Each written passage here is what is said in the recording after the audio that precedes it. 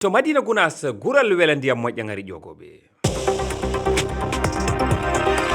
Amadou Barouba.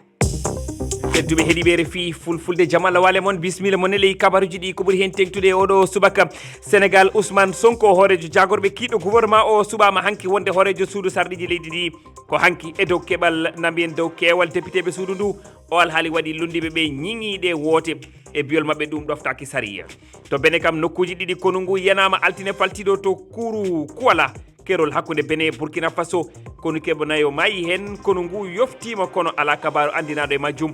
ngu jangu waɗi ko caggal ƴettugol laamu Romuald Wardini alet faltiɗo ko hande alarba leyɗele kewɗe julɓe juulata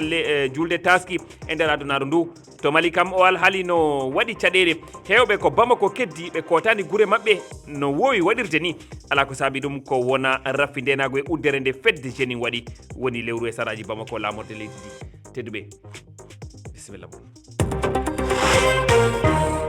on calminama on jurama on jettama bisimilla mon e ley kabaruji ɗi tedduɓe heeɗiɓe refi fulfulde hanki talata nogas e jeegom lewru ndu gonɗen ko ñalawma tarikiyanke ko ñalawma mawɗo wonno e nder leydi Sénégal gonnoɗo gardiɗo jagorɓe Sénégal hono biyeteɗo Ousmane Sonko toɗɗama horejo suudu sarɗiji leydi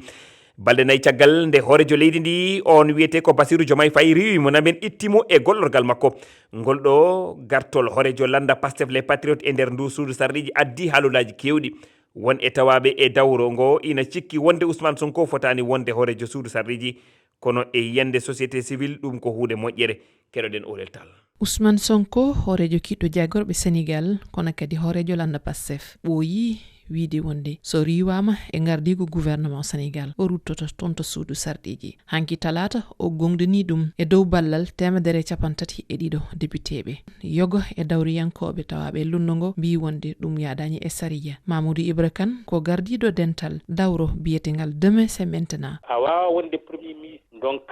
ya deej ñande fo aɗa critiqué président de la république guitteɗa premier ministre kadi mbiya wonde joni mi fayi assemblée nationale aɗa jogori kadi darade toon darde nde ganduɗa sa renaki ene wawi dillinde leydi leydi ko charɗeji leydi ko institution ji so tawi tan en mbaɗani ɗum respecté ene wawi addanne en caɗele so tawi Mamoudou Ibra Kane ina ñiŋi gartugol Ousmane Sonko to suudu sarɗiji Sénégal Kamadan Soho kanko tawaɗo e forum civil wi wonde ɗum kay ko ɗum hunde moƴƴere tawi o raddima noon so tawi wala ko gouvernement hen ɗum noon woni caɗele mais mo ton ha joni ɗum ko woni mi sikki wala probléme ko kamɓe ɗiɗon woyoɓe gollidiri tan ɓe famodiri pour ha programme mabɓe ne wawi yaade yesso pour sénégalais ɓiɗi Sonko yo jokki lawol makko toon oyo gollu Diomaye ko jokki lawol makko hara probléme addani Ousmane Sonko hollati hanki sahande o waɗateno horejo suudu sarɗiji Sénégal wonde kanko addanimo ɗon yoftodirede walla dugdede e moni kala addimo ɗon o waɗande ɓiɓɓe Sénégal e ɓamtude leydi ndi